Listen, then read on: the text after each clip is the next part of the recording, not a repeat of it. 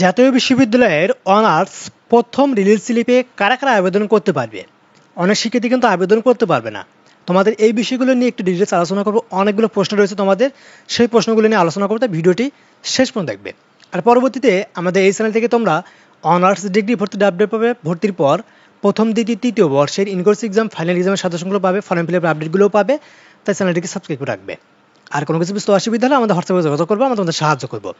তো চলো শুরু করি আজকের এই ভিডিওটি। দেখো, আজকের এই ভিডিওতে মূলত আমরা প্রথম রিলিজ স্লিপে যত প্রশ্ন রয়েছে প্রথম রিলিজ স্লিপে A to Z জানবো আজকের ভিডিওতে, ঠিক আছে? তাই ভিডিওটি অবশ্যই শেষ পর্যন্ত দেখবে। তো তোমাদের প্রথম রিলিজ স্লিপে কারা কারা আবেদন করতে পারবে না? তোমাদের এখানে বেশ কয়েকটা স্টুডেন্ট আবেদন করতে পারবে না। তার মধ্যে যারা আবেদন করতে পারবে তারা হলো যারা প্রথম এবং দ্বিতীয় মেধা তালিকায় স্থান পায়নি, অর্থাৎ যারা এখনো পর্যন্ত চান্স পায়নি, তারা মূলত এই প্রথম রিলিজ স্লিপে আবেদন করতে পারবে। অর্থাৎ যারা প্রথম মেরিটে চান্স পায়নি, দ্বিতীয় মেরিটে চান্স পায়নি, কোটা মেরিট লিস্টেও চান্স পায়নি, তারা আবেদন করতে পারবে। যারা মেধা তালিকায় স্থান পেয়েও যারা ভর্তি হয়নি, অর্থাৎ তুমি প্রথম মেরিটে চান্স পেয়েছিলে কিন্তু ভর্তি হওনি, দ্বিতীয় মেরিটে চান্স পেয়েছিলে কিন্তু তাও ভর্তি হওনি, তৃতীয় মেরিট লিস্ট অর্থাৎ যারা কোটা মেরিট লিস্টে চান্স পেয়েছিলে তাও ভর্তি হওনি, তুমি আবেদন করতে পারবে। ভর্তি হওনি, তুমি আবেদন করতে পারবে।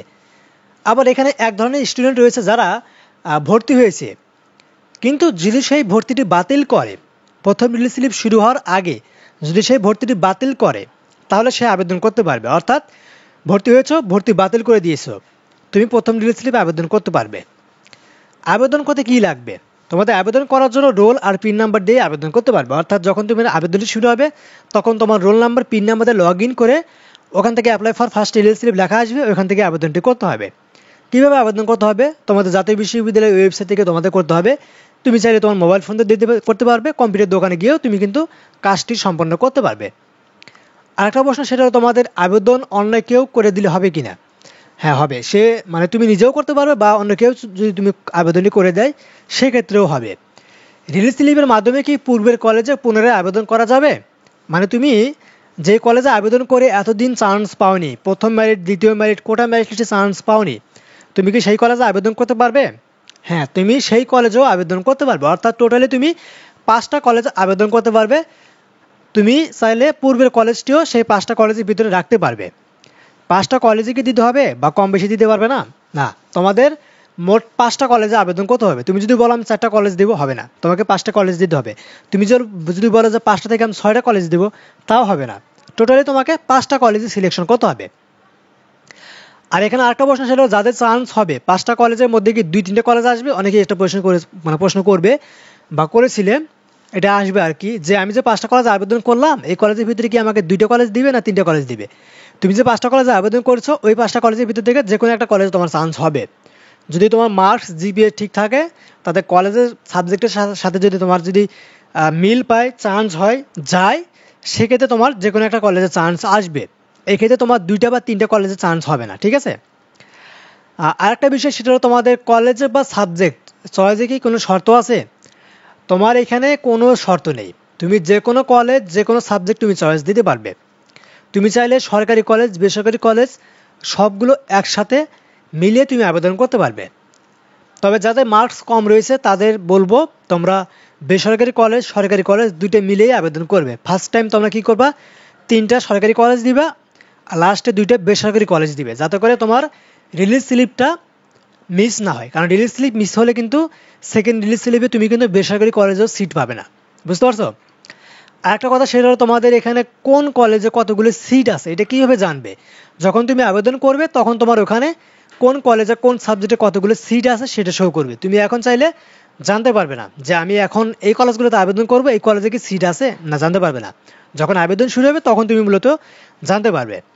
আবেদন ফর্ম বা অন্যান্য কাগজপত্র আগের মতো কলেজে জমা দিতে হবে না। তুমি যে এখন যে আবেদন করবে রিলিজ স্লিপে, এই আবেদন করার পরে তোমাকে আবেদন ফর্ম কোনো কিছুই কলেজে জমা দিতে হবে না।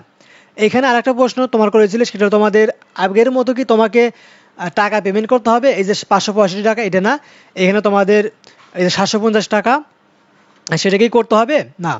তোমাকে আবেদন করার পরে কলেজে কোনো কাগজ জমা দিতে হবে না, কোনো টাকা জমা দিতে হবে না, কোনো কিছুই করতে হবে না। জাস্ট তুমি অনলাইনে 5টি কলেজ সাবজেক্ট দেখে দেখে আবেদন করবে, শেষ।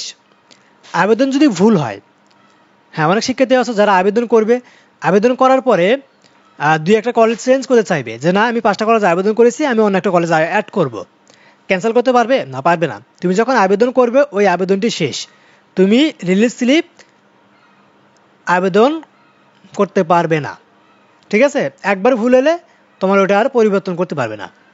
অনলাইনে আবেদন শেষে আমাকে আর কিছু করতে হবে না, এখানে কোনো কিছু করতে হবে না। ফলাফল কতদিনের মধ্যে দিবে, এটা অনেকে জানতে চাইছো। তোমাদের যখন রিলিজ স্লিপে আবেদন কার্যক্রম শেষ হবে, যেদিন শেষ হবে তার ঠিক 5 থেকে 7 দিন পরেই তোমাদের রিলিজ স্লিপের ফলাফল প্রকাশ করা হবে, অর্থাৎ রেজাল্ট দিয়ে দিবে প্রথম রিলিজ স্লিপের।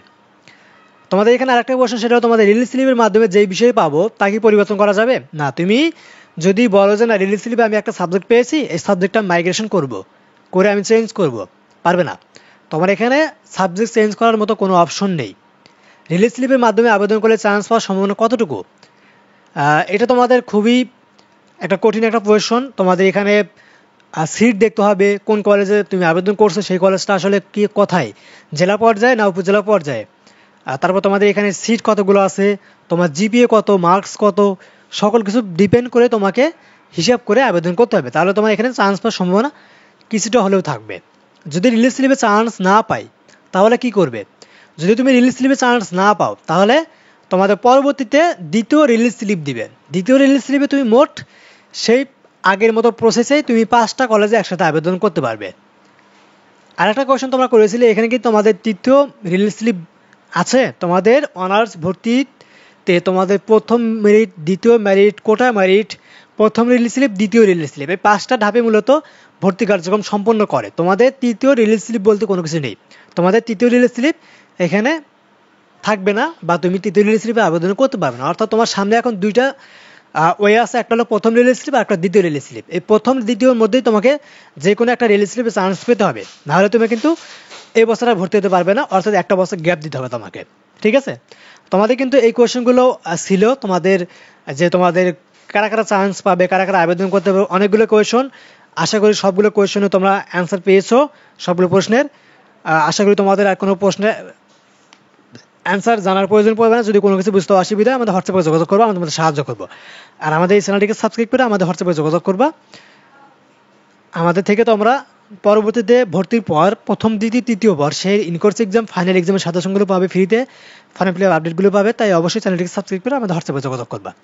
তো আজকের মধ্যে এখানে শেষ করবো, সব ভালো থাকবে, আল্লাহ হাফিজ।